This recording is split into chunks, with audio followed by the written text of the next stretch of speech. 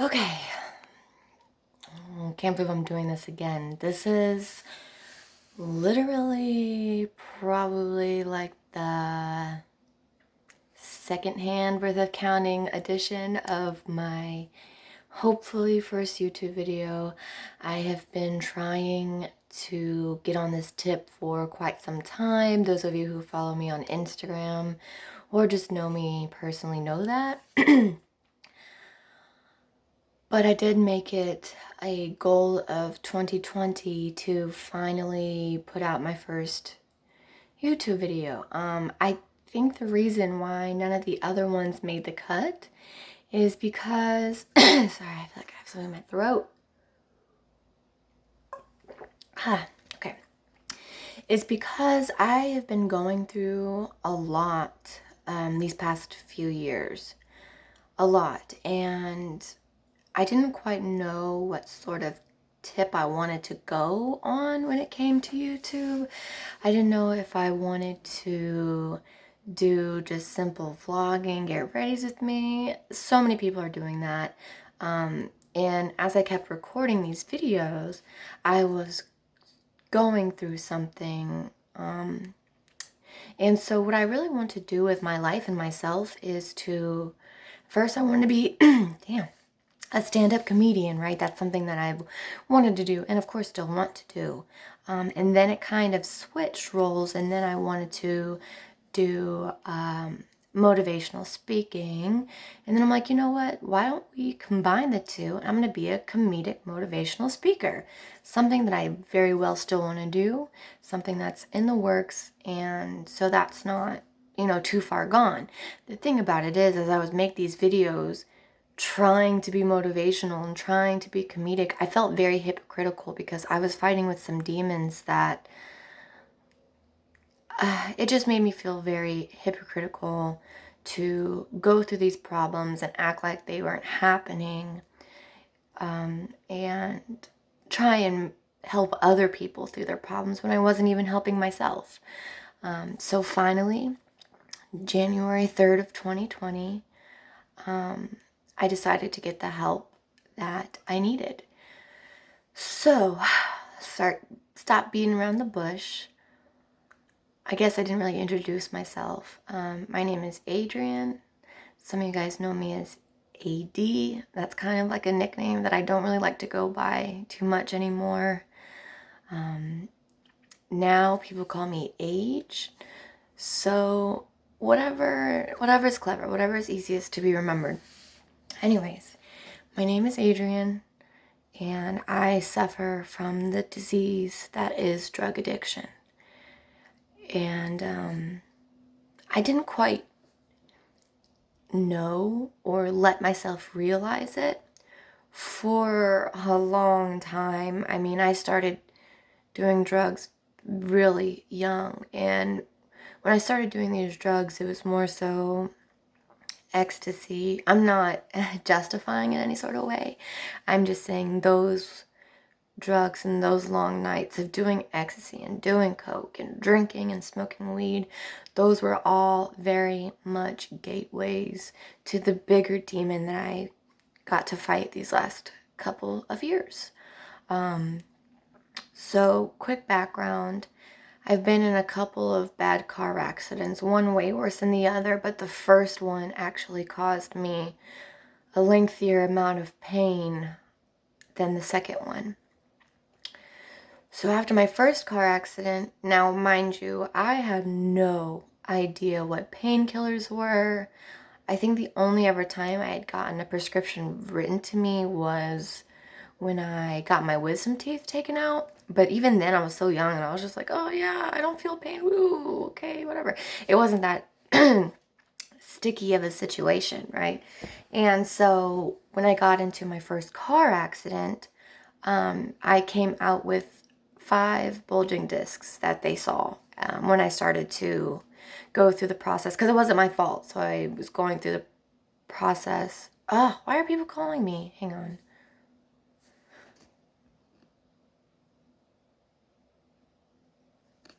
Okay. As I was going through the process of going to physical therapy and getting x-rays and MRIs. That's what they saw, which caused me a lot of pain. But the thing was, when I got my first prescription written to me, I had a boyfriend at the time who was a recovering addict, but I had no knowledge on the territory. I didn't know what kind of waters I was trudging in. So when I came home with those prescriptions, his eyes kind of just lit up, and was like, "Oh, do you know what it is that, you have?" And I'm like, he said that they would help with the pain, whatever. So that was the start to a very, very shitty and unhealthy lifestyle/relationship. And so that lasted for about 2 years, constantly doing pills. That's when I introduced myself to opiate addiction. And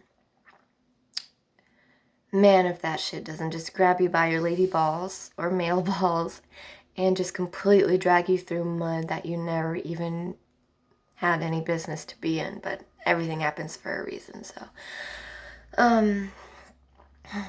So 2 years of that, finally it got to the point of just being too dependent on being high to function. And our relationship got very unhealthy and finally got to the point of we can't do this anymore. We can't be together. We're damaging each other really bad. So that was the end of that. And again, since that wasn't really my twist or my situation, I didn't really follow that addiction too much when I left him. But that's what really woke up my disease. But I had no idea at that time. I really hate the word disease. I'm still like, I call it a chemical imbalance because I feel like that's more so what it is, which is, I think, can be used as the definition of disease. I don't know. I'm calling it a chemical imbalance. Anyways, so from there, I kind of moved around, lived with my best friend for a while, lived with my mom for a while. Still actively using party drugs, though, during that time. Would go on binges, not sleep for a weekend, just, ugh. Anyways, so then came a point in my life where one of the best things that ever happened to me, rest in peace, my baby Paul, best friend in the whole wide world, never thought a person like that could exist on earth, but he did. We had reconnected because we knew each other back when we were young. Kind of had a falling out, never got any closure on it, and then we reconnected. Paul was doing work out of the state, so he was out of the state. And for my... I'm trying to see here. So when he was in between jobs, he came to visit. And we hung out, rekindled our friendship. Thought it was maybe a romance, but we were just seriously the best of friends. Just knew each other so well. If I start crying, I'm sorry. It's just because I love that man. We made this promise to each other that if we were single by the time we got to our 30s, that we would just end up getting married, whatever, because we just knew each other so well. Anyways, so we rekindled our friendship, became the best of friends again, inseparable, together all the time. And then I did some stupid shit and wanted to hang out with the bad kids and be a bad kid and hang out with the drug dealers and deal drugs. And that was my high. That fast life is an addiction in itself. Making that money, whatever. That's all an addiction in itself. And I left Paul high and dry for a week. Nobody could get a hold of me. Nobody knew where I was. I was just kind of MIA, And finally, I was at a hotel for days. Days on end. And then finally, I got out of that. And Paul forgave me. He would always forgive me. Sorry, this is a little harder than I thought it was going to be. Anyway, so from there, I went... excuse me. Let me back up a little bit. Before I went on my weeks-long fucking binge, I went with Paul down to... I went with my best friend, big brother Tyler, down to El Paso. And from there we drove to Houston, which was where Paul was working. And this is around the time of my birthday. This is 2017? Yeah, 2017. So it's around the time of my birthday. And so we drove to Houston, hanging out with Paul. He would go to work, he would get off, we would hang out. Weekends, we would hang out, just living it up in Houston. Had a great fucking time. And then Tyler decided to go to a car show. So I'm currently in Pensacola, and this is where a lot of my family live. I have a lot of family members that live down south down here. So Paul and I decided, well, I took a Greyhound bus, but Paul and I decided that we were going to go to Florida for my birthday. So I took a Greyhound out here to Florida. And when his job was over, he came out and met me. And so then from there, we had the most fucking awesome time. It was just awesome. It was incredible. Just awesome. And that's another time, I guess. So then we drove back to New Mexico. That's when I just disappeared off the fucking map. And letting demons control me. Dancing with the devil, because that's the dance I wanted to take. I made those decisions. You know, I'm a conscious being. I made those decisions. So then from there, Paul forgave me. He picked me up, or I went back to the house that he was staying. We drove to my mom's house, which was about 40 minutes away, packed a bag, and I went with him back to Houston. This time my best friend came. Anywho, fast forward, went to Houston. He finished the job, partied up in Houston again. That was a good time. And then we all came out to Pensacola. Now it's spring break, right? So now we're out for spring break. Turned up for spring break, had a great time. It's first spring break. And then Paul's next job was in Orlando, so that's why it all kind of worked out. Paul went back to Orlando, and Allison went back to Houston. I was offered a job in Philadelphia. And I was really, nervous about it because all my family is down in the South or Southwest. So I had no idea. I had no idea what to expect or if I even wanted to go. The universe told me that I should go, so I decided to go. When I went out there, I was introduced to door-to-door sales. So they got me. But it was door-to-door sales. And I honestly loved it. I fell in love. That's the life move that let me fall in love with commission work. I love commission work. I love being in charge of my own money, my own work schedule, all of that. Just love that. Anyway, so I... again, didn't know anybody up there, so my first instinct, being a young girl with daddy issues, that's a whole nother story, got comfortable with the first guy who made me feel comfortable. So, this guy had demons of his own, suffering from a horrible gambling addiction, fucked up gambling addiction, a lot of pain and suffering on his own that he went through, that he's going through, probably still to this day. Bless his heart. But this was a honeymoon phase is a honeymoon phase, right? Anybody can honeymoon phase. That's not a hard thing to do because it's all just new feelings and new sex and new this and new that. And so it's easy to do that, right? Once the paint started to chip and the true color started to show, it became a very, very toxic relationship. And I was somebody who would do anything for a man's approval. That's all that I wanted, because that's all that I ever felt that I was missing. And so, that being said, I tried really hard to be the guy, or to be the woman that this man needed, because I could tell that he was damaged.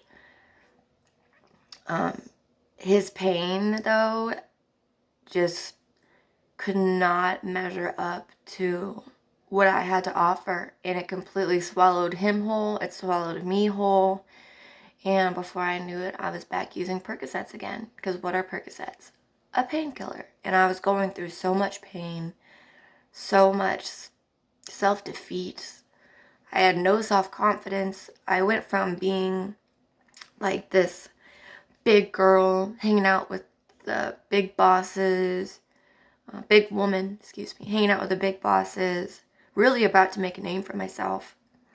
And then I fell for somebody who wasn't really out for my best interest, and immediately fell behind in his shadow, and everything that I wanted for myself was gone. And that caused a lot of pain for me. So I started using drugs again, painkillers. For any of you that know, that's an expensive habit. And just like many of other people, it becomes too expensive. And so what do? You go to a cheaper alternative, which is heroin.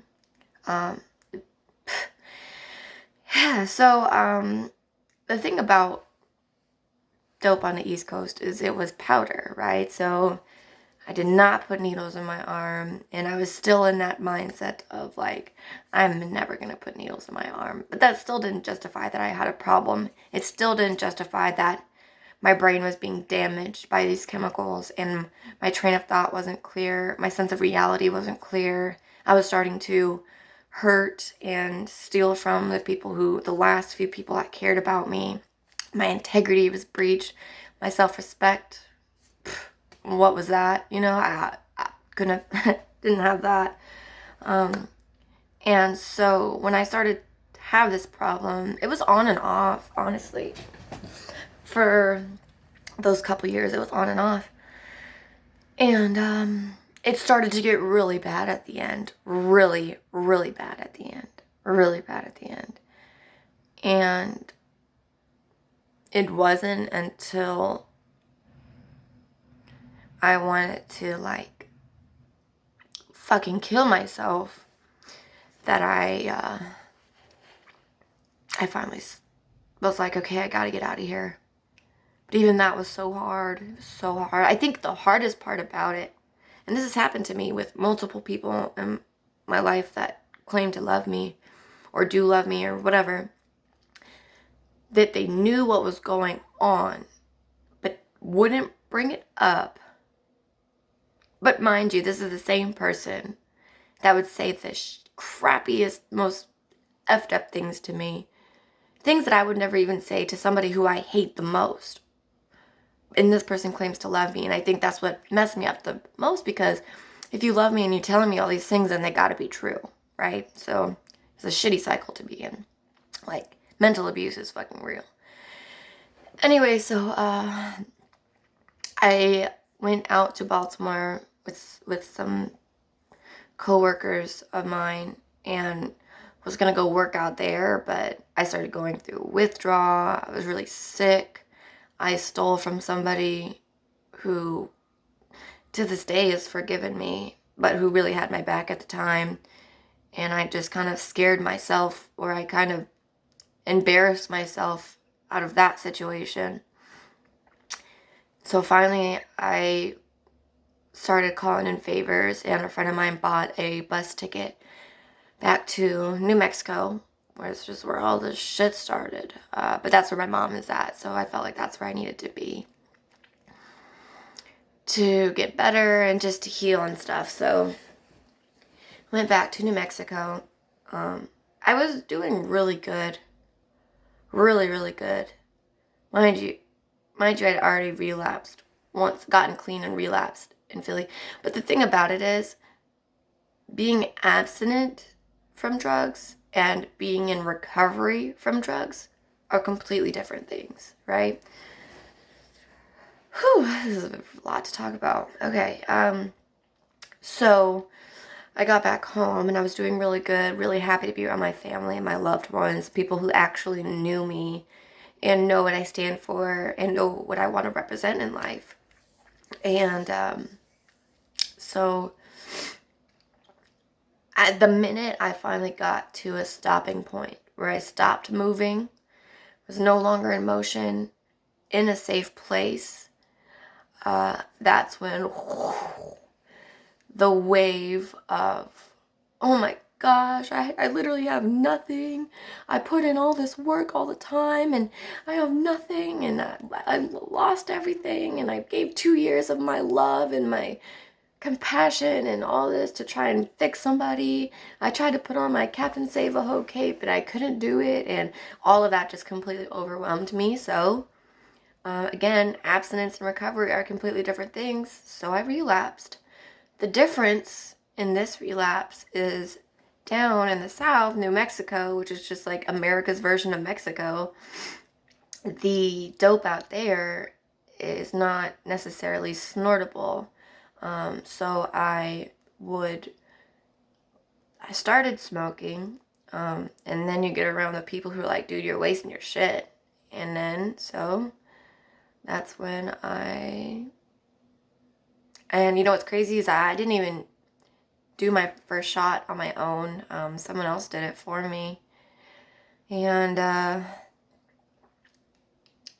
that was the beginning of the shittiest part of my life that I've been through so far. And I've had a crazy life. Sorry. Woo, okay. I didn't think this was going to be that hard. Oof. Okay, so now I'm around all my family, my loved ones, and they're seeing me go down this road. So that made it really fucking hard. It wasn't until the third time that I heard from my family member say, if you don't stop, you're gonna die, that something finally clicked. So I decided to go to a medication clinic. This medication helps you and helps people come off of opiates. I did that and manifested just a way out of New Mexico because I just had too many just bad memories there. This is another story for another time, but while I was in Philly, my best friend Paul, from the beginning of the story, had been shot and killed. Give me a second. Ooh. So, I was just really going through it, and so I manifested a job elsewhere, and that would be in Naperville, Illinois. I got that job, and oh man, when I went out there, I had my medication, and I went out there, and I was freaking killing it. Oh, I was killing it. Making boss bitch money, living in a boss bitch house, doing so well. But again, abstinence and recovery, two different things. All it took was to be around a person who was still actively using drugs, taking them to get their drugs. At first, I wasn't, I didn't cave at first, but I was already going through a mental relapse, an emotional relapse, just hanging out with this person, going to the block and picking up and blah, blah, blah, whatever. So eventually came the time of him saying, hey, I got some extra money if you want to grab something. My logical thinking, yeah, I've been doing really good. You know what? I'll treat myself. I'll party tonight. And there goes another relapse. So that was last year. I came down to Pensacola for the holidays. And instead of getting some medication when I came down here, I just got a whole bunch of dope and tried to pull that off. I didn't even, wasn't even here for 10 minutes before my little brother went through my stuff and found my stash. And then me being an addict in my addict ways, I convinced him to give it back to me. Oh, I'm going to be sick. You want to be sick for Christmas? Just guilting and guilting, because that's what we do. And my relationship with my mother, we love each other. That's another story. Anyways, everybody was down here and nobody really was saying anything to me. And it's been that way since, I mean, they knew that I had relapsed up in Illinois, you know. And sorry, I got makeup on my face. And they knew that I had relapsed in Illinois. So the fact that I knew that they knew and nobody said anything to me really made it easy for me to isolate. And that's all part of it. You know, that's all part of being an addict, is isolation. And so finally, the day before my mom went back to New Mexico, they threw me an intervention. And this time it was kind of just like, dude, we know you're using. By this time, everyone's kind of more used to it, because at first it was all a brand new thing. And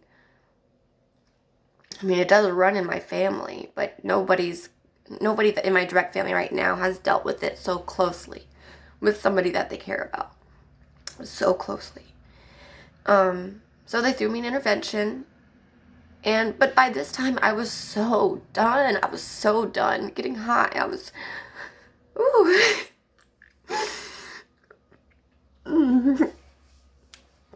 I was so done, you know.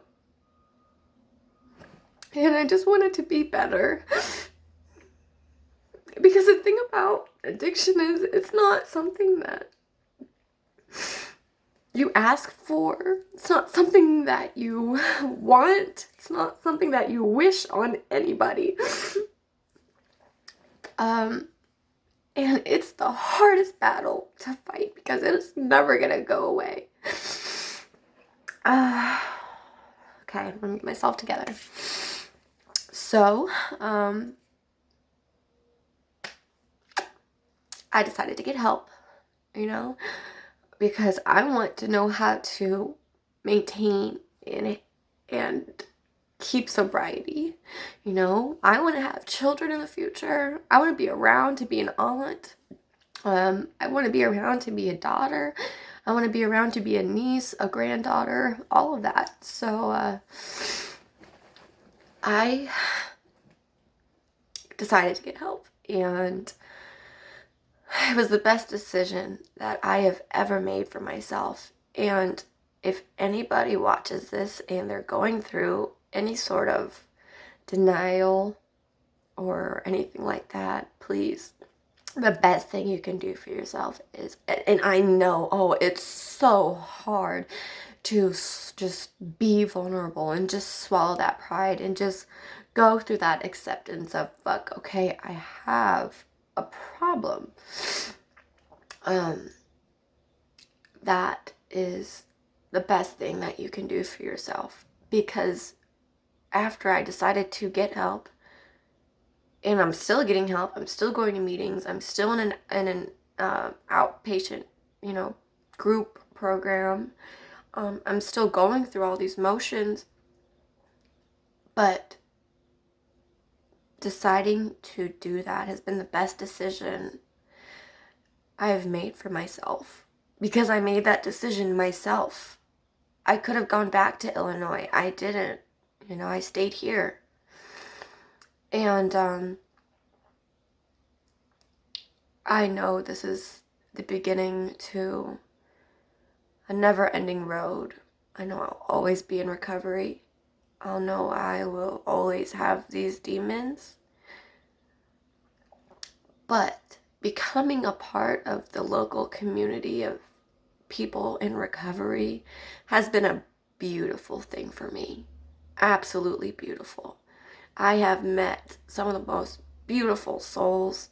I have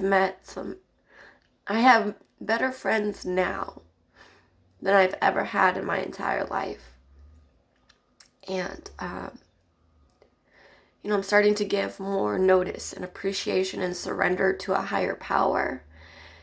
And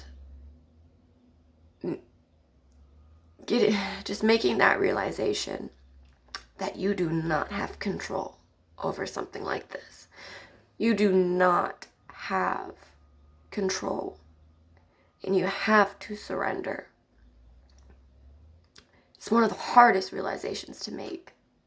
It's the hardest, but it's also the smartest, because now, my brain is healing. I can think, I can have good judgment, I can be here for people, I can give people advice without feeling like a hypocrite. I don't have any guilt. I do have still some guilt for just things that I've done in the past, but I'm working on it. I'm working on myself. I'm working on my relationships with my family. It's overwhelming and I'm so exhausted, but I know that it's all going to pay off. So, with my story being told, part of the 12 steps of recovery is to help others in recovery or get into recovery. Because again, abstinence and recovery are completely different things. So I've decided that my creative craving to make YouTube videos, I'm gonna use it on this platform, on the platform of recovery and motivation, because I don't think that there is enough of a public community when it comes to this. But there are so many of us going through it, And so, got through it. Thank you for listening if you made it through the whole 30 minutes. This video is probably going to be one of the longer ones that I do, but I just wanted to get my story out there. And I just wanted to get my story out there and tell anybody who's going through recovery or addiction that you are not the only one. And it's okay to be vulnerable, because sometimes we have to get broken down to be built back up stronger, because maybe what we built the first time wasn't strong enough, or what we built on the first time wasn't a strong enough foundation. It's kind of like a tomato sort of thing. But yes, I want to be a safe place for people in recovery or addiction to come and just hear somebody speak about things so that they can feel like they're not alone, because you're not alone. Oh, okay. Well, again, thank you for making it through the whole video if you did.